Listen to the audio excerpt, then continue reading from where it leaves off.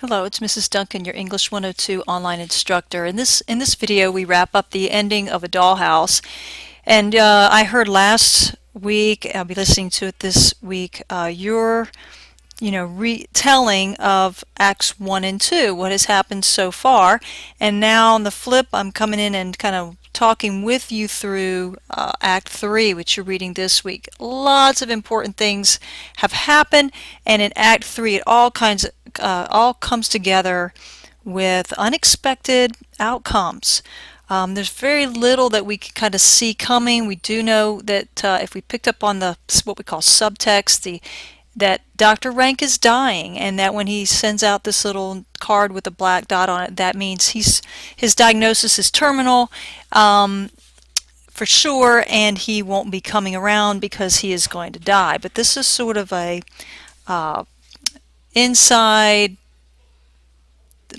secret code between him and Nora, because he knows he's probably going to die. He's confessed that he's actually in love with her, which is pretty shocking because that's not how she viewed the relationship. She saw it as a friendship, and where she spent time and talked, and he listened. And it was more than that. So we found that out. All kinds of things. Can't recap everything in the time that I have. So when we come to Act 3, and we always should be noting these little lines by Nora. They're called little soliloquies. They're just very short, but they are letting you know what's really going on. And we find at the end of Act 2, she says, it's 5 o'clock, 7 hours till midnight, 24 hours till the next night, then the Tarantella, remember the big event, the costume party, 24 and 7, add that up, 31 hours to live. To live. She's hinted, and if you're not sure what she was going to do, she is anticipating the end of her life as well.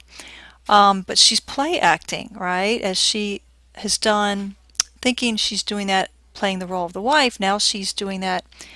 That deception is played out more deliberately and intentionally because of the fraud and that she has committed by getting a loan from Krogstad. When we open up Act 3, we have Mrs. Lind and Krogstad having a conversation, which is kind of unexpected, although we know that they knew each other in the past. Matter of fact, they had been lovers. They had planned to get married at least, and went separate ways, and Krogstad is pretty cranky about it. She asks to talk to him, and we find out just real quickly, this is just the resolution of this particular conflict. There's a conflict between them from the past that plays out here. And she explains why she had to marry somebody else because of economic factors.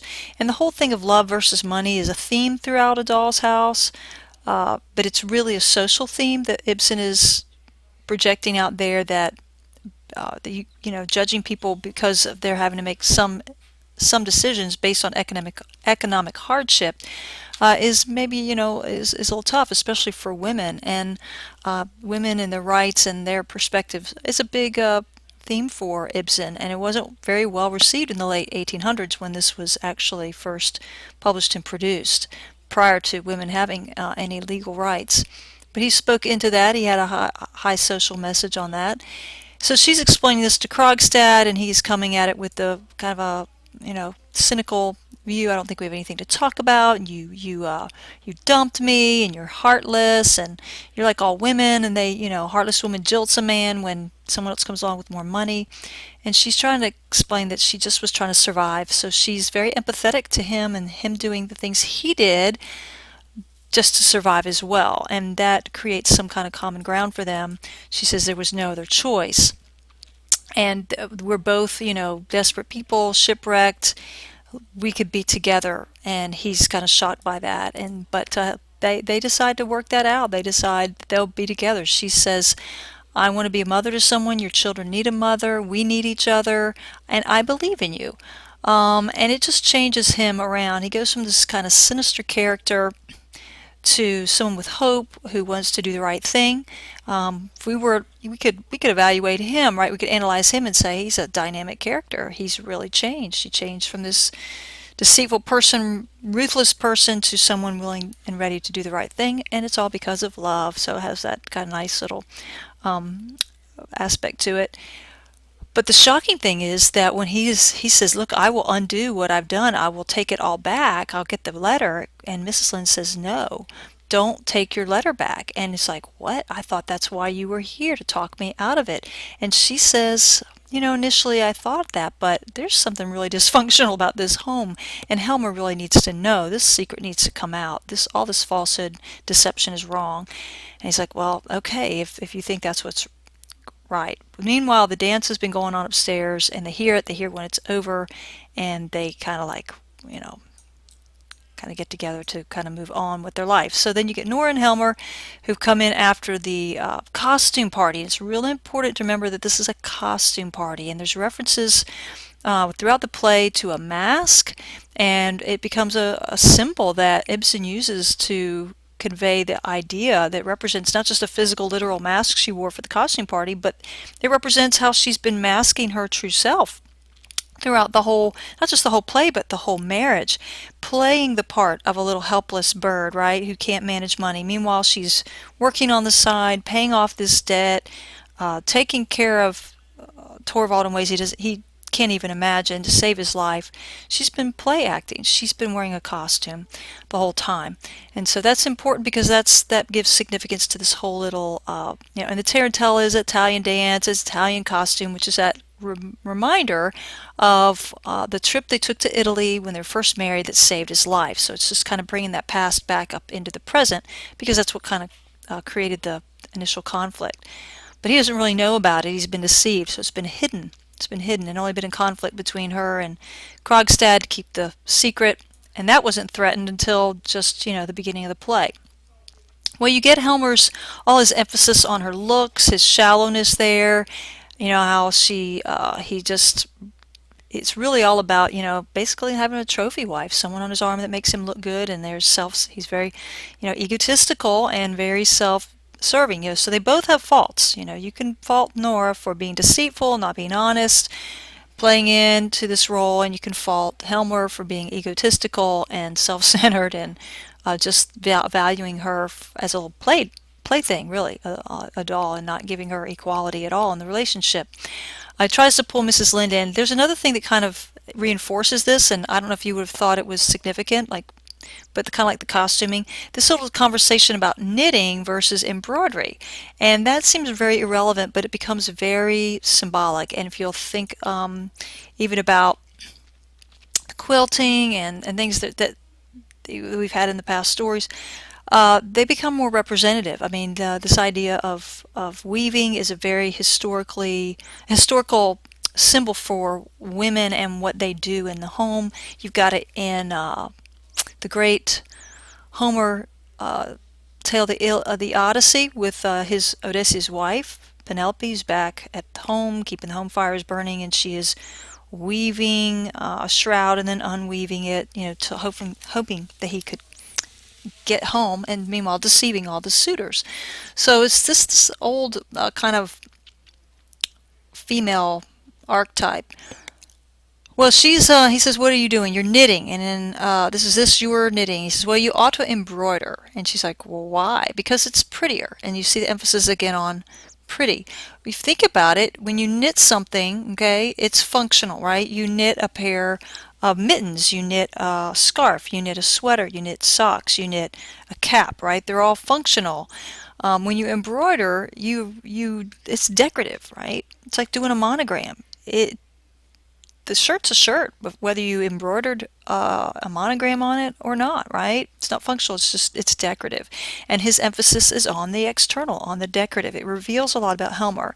He says, knitting, it can never be anything but ugly, is ungraceful, even the way it's doing. And he's going, well, that reveals a lot about what he thinks is purposeful or useful.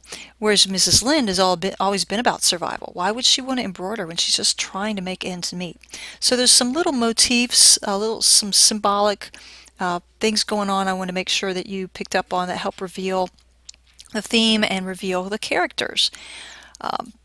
Then we go on into the story a little bit more, which we've got to move through. I can't summarize. You got to read all this for yourself, and I believe you could follow the basic line here going along and try to hit the I'm trying to hit the highlights, some things you might have missed and that are important. I only have 5 more minutes to do that. Rank comes through. He's kind of, drunk and miffed because Nora has not said she loved him back, and they're talking all around. Torvald doesn't really know what's going on. He kind of takes a shot at Nora in her costuming. Yeah, that's she's just gonna come as herself because she's not who she really is. And then he kind of gives the lingo for, yes, I'm going to be sleeping, which is figurative for his death. And so when she says, wish me the same, it's another hint, even though he doesn't get it, that yes, she's going to die soon, but he doesn't pick up on that cue. Um, so they're going through the letterbox. She's trying to avoid that. He notices that somebody's been picking the lock. She blames the maid, but it's her, or the children, but it's her hairpin, and it's because she's been trying to get it out. She's been trying to avoid it, and she can't. And then it's the letter. The letter, also ranks cards, which say he's going to. The Black Cross says he's going to die, and his illness is terminal.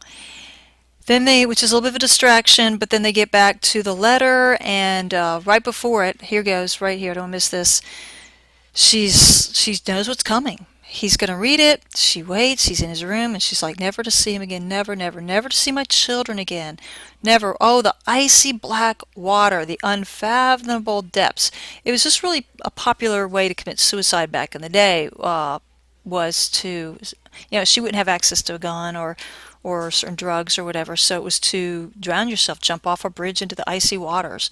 Kind of like on the Christmas movie, A Wonderful Life, where he's standing at the bridge ready to jump in, and he knows the water, and Titanic too. The girl, Rose, she's going to jump off into the icy cold water, and that's how she's going to die. So it was kind of like the thing back in that time. So she's anticipating that, because like he's going to read it, it's going to be the end, I'm going to commit suicide. So that's where she's headed. Of course, it's going to take a pretty dramatic turn that she, as you know, doesn't commit suicide. She chooses something else. Pretty remarkable. But even though she was intending and thinking she was going to choose suicide, people were still really upset about the choice she made at the end.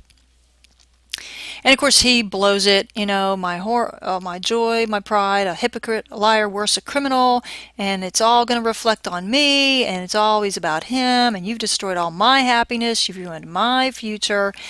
And she says, well, when I'm gone, you'll be free. And he's just not even thinking that she's going to sacrifice herself, which is what she's thinking about. She's going to do. She's going to sacrifice herself, and then she's going to make sure, that he won't be blamed. And then when they get the second letter, where, Krogstad says, I'm not going to tell anybody about it, then he takes it all back and says, we can just go back like it was before. And it's just not, Nora just can't. This just can't happen. You've really revealed to me your real heart. I thought you loved me. You just love yourself. You have never loved me. You only thought it pleasant to be in love with me. And it was just a big revelation, big epiphany for her. She realizes that he loves himself. And the marriage is a sham. It's just based on her playing the little doll wife role. Just at home I was Papa's doll child. You don't treat me like a real person, and we can't ever have a real marriage, and I need to leave. So she totally changes from, I'm going to commit suicide, it's all my fault, right? To, oh my gosh, he doesn't really care about me. Why am I going to sacrifice myself for him? And so instead she says, I have to leave. I've got to leave you. I've got to leave the children, which was probably the biggest point of controversy. But she by now has believed, because of all the things she's read and been told, that they're better off without her, and they're better off with the nanny that raised her is a better mom. She's believed all that. It may not be true. And then there's just this last little ending that maybe that something could change, and she's like, I don't believe it anymore. But so there's this little unresolved, if he could change, maybe there's some hope. Anyway, the way it ended was shocking to all the audiences at the time. It's really not what you expect, because even if you catch what she's talking about with the suicide, then she changes her mind. She has this big epiphany, big change in her perspective. And so some people think it's the right thing to do, some people think it's the wrong thing to do. It's just, this was the message that Ibsen was trying to share that there's this problem.